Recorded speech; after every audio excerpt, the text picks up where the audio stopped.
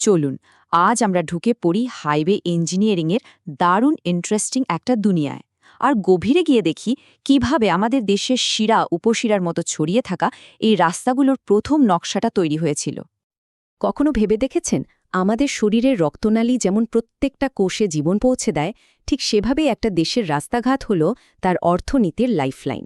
মানে বলতে পারেন এটা হলো অর্থনীতির ব্লাড সার্কুলেশন সিস্টেম। এই নেটওয়ার্ক যত মজবুত হবে দেশও তত তরতর করে এগিয়ে যাবে। দেখুন, রাস্তা মানে কিন্তু শুধু এক জায়গা থেকে আরেক জায়গায় যাওয়ার পথ নয়, একদমই নয়। সত্যি বলতে এটাই হলো একটা দেশের সার্বিক উন্নয়নের আসল ভিত্তি।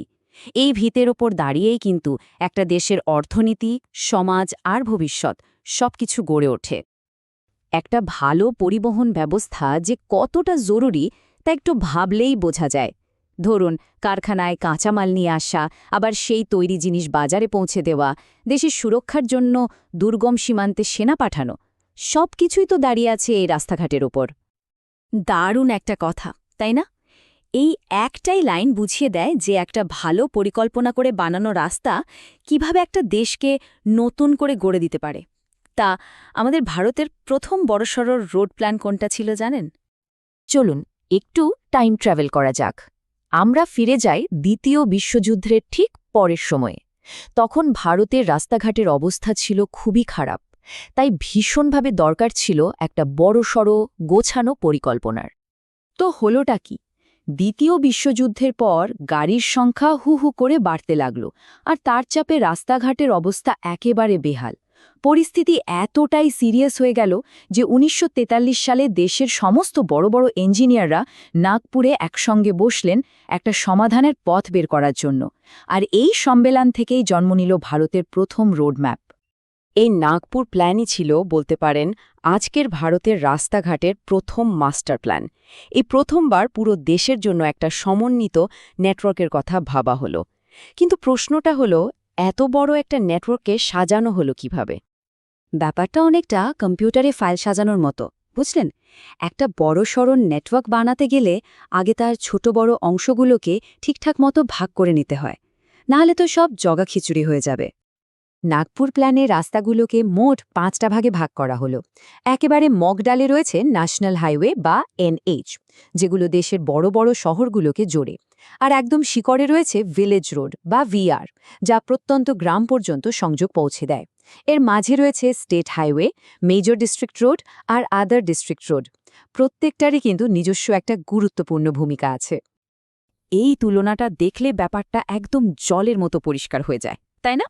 ন্যাশনাল হাইওয়েগুলো যদি হয় শরীরের বড় বড় ধমনী, যা রক্তকে দ্রুত এক জায়গা থেকে অন্য জায়গায় নিয়ে যায়, তাহলে গ্রামের রাস্তাগুলো হলো সেই সূক্ষ্ম কৈশিক জালিকা, যা দেশের প্রত্যেকটা কোণায় জীবন পৌঁছে দেয়। দারুণ না ব্যাপারটা? পরীক্ষায় তো এটা প্রায়ই আসে। তো এই ক্রমটা মনে রাখার একটা ছোট্ট ট্রিক আছে। শুধু এই লাইনটা মনে রাখুন, never stop moving on villages. তাহলেই দেখবেন NH, SH, MDR, ODR, VR এই অর্ডারটা আর কোনোদিন ভুলবেন না। কিন্তু শুধু রাস্তা বানালেই তো হলো না, তাই না? এই রাস্তাগুলো সেফ কিভাবে বানানো হয়? আমরা যেমন কথা বলার জন্য ব্যাকরণ মেনে চলি, ঠিক সেভাবেই রাস্তারও নিজস্ব একটা ডিজাইন ল্যাঙ্গুয়েজ বা ব্যাকরণ আছে। এই নিয়মগুলো মানা হয় যাতে রাস্তাগুলো নিরাপদ হয় আর ঠিকঠাক কাজ করে। আচ্ছা, একটা প্রশ্ন, রাস্তাঘাট কেন একদম ফ্ল্যাট বা সমান করে বানানো হয় না বলুন তো? মনে তো হতেই পারে সমান হলেই তো গাড়ি চালাতে সুবিধে, কিন্তু এর পেছনে একটা খুব জরুরি বৈজ্ঞানিক কারণ আছে। চলুন সেটাই জেনে নেওয়া যাক। এই জিনিসটাকে বলে ক্যাম্বার। এর কাজটা খুব সিম্পল, জল বের করে দেওয়া।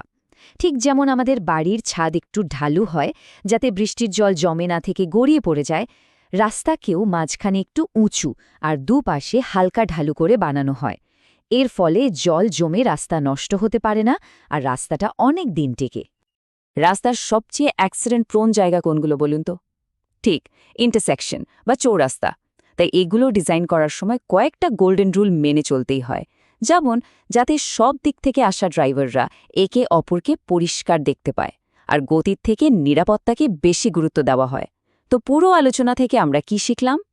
তাহলে চলুন পুরো বিষয়টা একবার ফাস্ট ফরওয়ার্ডে দেখে নিই। প্রথমে আমরা বুঝলাম কেন রাস্তাকে বলা হয় দেশের প্রগতির ইঞ্জিন। তারপর জানলাম ভারতের প্রথম রোডম্যাপ মানে নাগপুর প্ল্যানের কথা।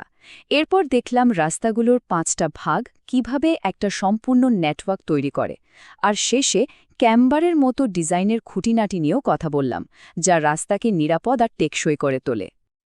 একটা কথা সব সময় মনে রাখবেন, আজকের এই বেসিক কনসেপ্টগুলো কিন্তু শুধু পরীক্ষায় নম্বর তোলার জন্য নয়, এটাই আপনাদের ভবিষ্যতের ভিত। স্মার্ট হাইওয়ে হোক বা সেলফ ড্রাইভিং কার, যে টেকনোলজির কথাই ভাবুন না কেন, তার মূলে কিন্তু এই মজবুত ফান্ডামেন্টালগুলোই রয়েছে। তাই বেসিকটা ভালো করে জানলে আপনারা ভবিষ্যতের জন্য সব সময় এক পায়ে এগিয়ে থাকবেন।